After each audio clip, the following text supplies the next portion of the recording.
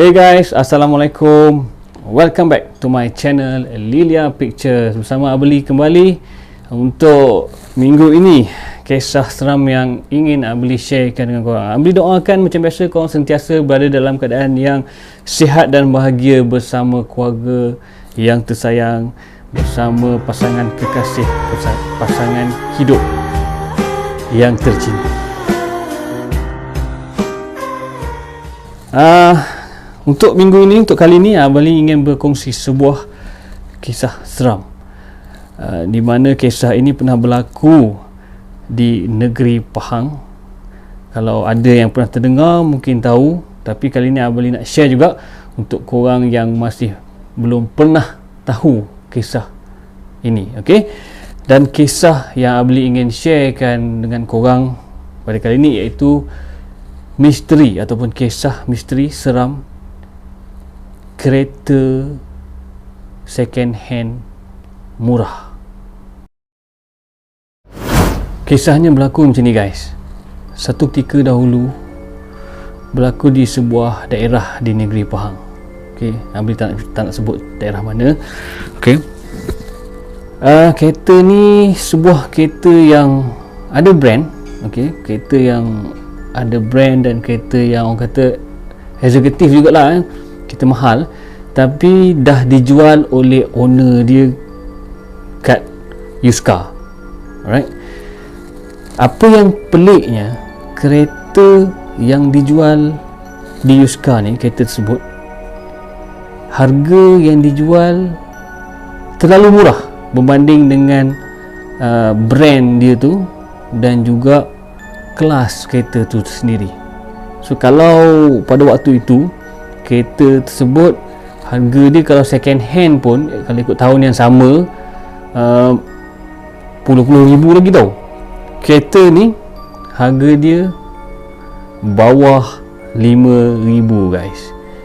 Cuba korang fikir korang nak beli sebuah kereta ni, memang kereta idaman ni, tapi tak mampu nak beli kan, walaupun second hand kan.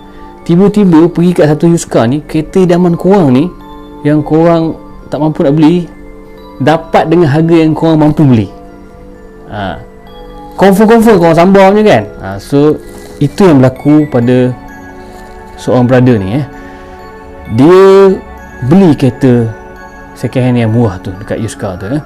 So dengan hati yang seronok dan tak fikir apa-apa yang negatif, dia pun beli kereta tu dan pandu pulang kereta tersebut dengan hati yang gembira. Okey, hari yang pertama tak ada apa-apa masalah lagi. Dia bawa kereta tu ke pejabat. Bangga lah sebab kereta tu kereta mahal kan. Orang tak tahu dia beli dengan harga yang murah, tapi dia boleh pakai kereta tu bawa ke office kan. So apa yang berlaku? Pada hari yang pertama tak ada apa-apa, relax. Dia dah pakai kereta tu smooth je, enjin semua tak rosak, aircon semua function okey. Dia pun selesa, dia pun puas hati lah dengan harga yang murah, dia boleh dapat kereta yang semewah itu.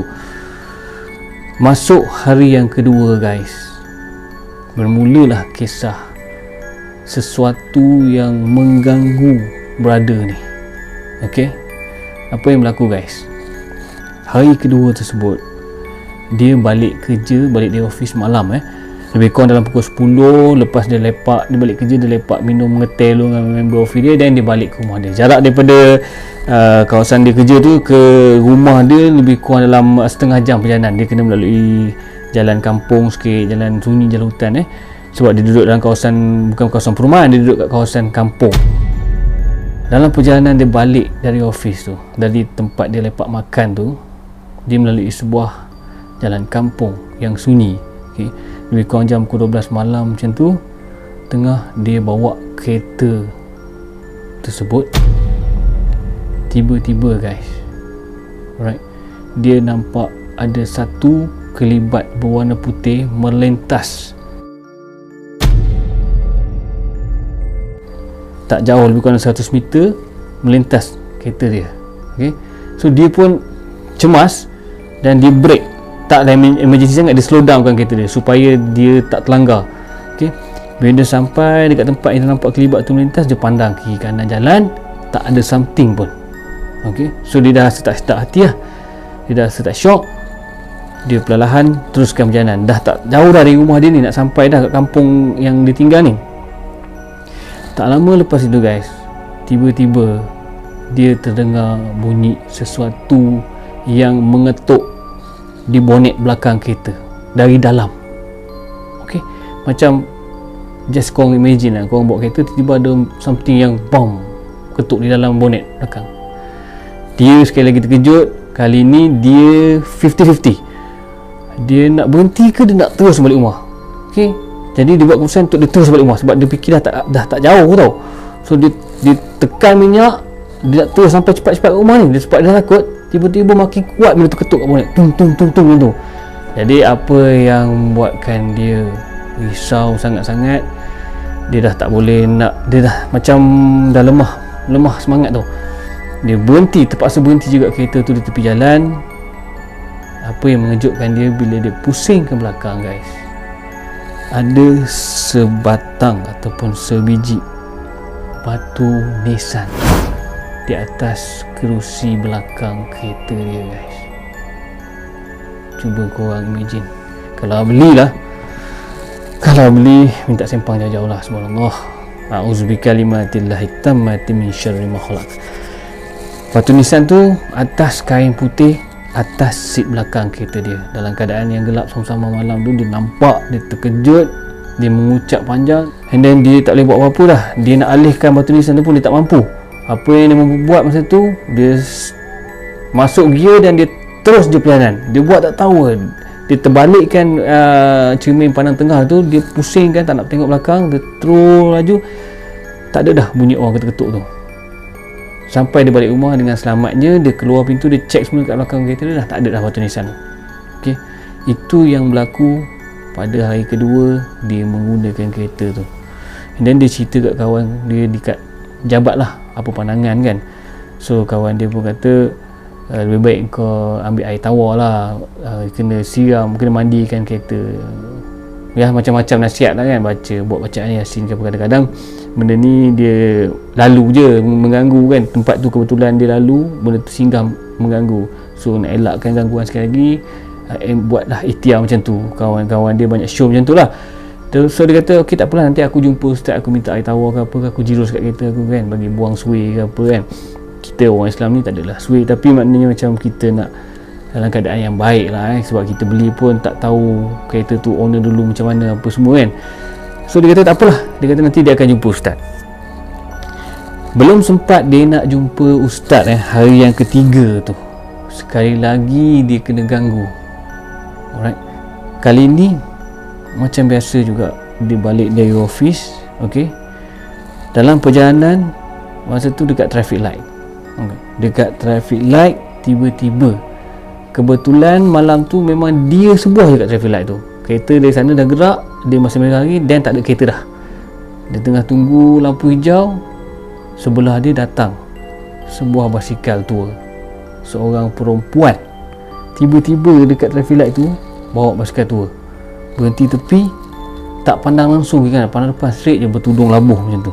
So kawan brother tadi, dia terkejut pada, tapi dia tak fikirlah sangat, sebab mungkinlah orang apa ni berdekatan dengan kawasan tu kan, naik basikal malam ni biasa je kan. Tapi yalah, bila dalam keadaan tubuh labuh macam tu, seram jugalah. Tu dia tak fikir apa-apa. Lampu hijau, dia teruskan perjalanan. Sampai di kawasan yang gelap tu, yang sunyi tu, laluan dia nak balik ke rumah tu, dia terbau satu bau yang terlalu busuk. Dan bau tu datang ni dari dalam kereta dia, bukan dari luar. Dia buka tingkap, bau tu masih lagi kuat. Dia tutup tingkap, lagi kuat. So dia dah rasa macam ini, aku kena lagi, dia kata, dalam kereta dia sendiri. Right, masa tu kebetulan dia dah standby CD mengaji lah. Dia pasang CD mengaji tu kuat-kuat, dan tiba-tiba hilang. Bau yang busuk tadi tu hilang. Okay. Dan dalam keadaan yang pasang mengaji ni kuat-kuat ni, dia dah nak sampai dah dekat rumah dia ni.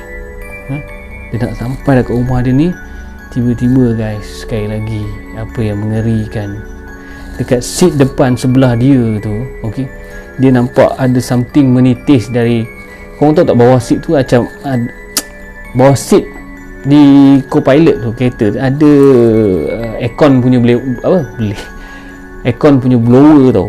So biasanya air aircon yang akan menitis. So dia ingat air blower tu ataupun benda tu, cooling coil tu macam leaking lah kan. Okay, dia nampak macam nitis dalam keadaan yang sama-sama je tu kan. Pak, lepas tu dia rasa pula dekat kaki dia guys ada something menitis. So dia ingat, bocor lah ni kan, kereta second kan. So dia berhenti tepi sekejap. Okay, dia nak lap. Dia ambil kain lap kereta dia kat tepi, dah standby tu kan. Dia lap dekat kaki dia, and then dia lap dekat bawah dashboard tu. Apa yang mengejutkan dia guys, bila dia tengok dekat kain yang dia lap air menitis tadi adalah titisan darah, bukannya air aircon. Bila dia tengok sekali lagi, makin banyak bercurah-curah, bertakung atas dia punya kapet kereta tu, kapet getah tu. Dulu pakai kapet getah tu, bertakung air banyak, darah banyak tau, darah mencurah-curah atas kapet, atas kapet belah sana. Lepas tu kat kaki pun makin banyak tu menitis. Dia tengok berdarah ni habis, hampir bertakung ni. Lepas tu guys, tiba-tiba ada sesuatu yang menolak seat dia dari belakang. Kung tu. Dia jadi macam kena tolak. Korang macam mana kena tolak seat belakang? Automatik dia paling belakang. Dia tengok seorang perempuan dengan rambut panjang, dengan muka yang macam separuh hangus terbakar, berdarah bertaring macam tu, di belakang seat dia sambil memegang seat dia macam ni. Ya Allah, subhanallah, kalau belilah minta sempah lah, subhanallah. Apa yang dia buat, dia dah separuh nak pengsan dah, dan lembik dah. Dia terus keluar dari kereta, dia tinggalkan kereta kat situ, dia berlari balik ke rumah. Sebab dah tak jauh dah, dia berlari balik ke rumah. Dan keesokannya dia demam. Orang kampung kat situ yang kenal dia tahu tu kereta dia. Esok tu datang rumah dia, cakap, apasal kereta kau rosak ke, tinggal kat tepi jalan kan? So dia dah tak boleh nak jawab. Dia dalam keadaan yang menggigil, demam masa tu. Dia cuma mampu cerita yang, aku tak nak dah kereta tu, aku tak nak kereta, carilah buyer lain, carilah pembeli lain, aku nak jual kereta tu kan. So kawan-kawan dia, jijiran ni pelik lah, kenapa Ustaz buat kereta baru beli kan, lawa lagi apa semua, tiba-tiba nak jual kan. So adalah orang bertanya, 2-3 orang bertanya berapa harga nak jual kereta tu. So dia jual murah juga. Dan kebetulan hari tu kawan pada jiran dia ni, orang jauh jugalah, daripada Johor kalau tak silap. Dia berminat nak beli kereta tu dan dia jual lah kereta tu. So sehingga ke hari inilah, wallahualam, kereta yang misteri tersebut masih ada lagi ataupun tak di Johor lah, kalau betul orang Johor tu yang beli, wallahualam. Jadi apa yang mengganggu tu, mungkin sebelum ni kereta tu pernah berlaku perkara-perkara yang tak elok ke, perkara-perkara yang berdarah ke. Sebab kereta tu mungkin murah sebab tak ada orang nak beli. Mungkin orang beli sekejap jual semula, beli sekejap jual semula, sampailah kereta tu jadi murah sangat kot. So dia pun jual pun memang murah. Dan itulah, boleh nasihatkan lah, kalau nak beli kereta ke, beli rumah ke, tengok-tengok dulu, cek-cek dulu tutup. Dan benda-benda macam ni kita tak tahu kan, benda-benda halus macam ni ya.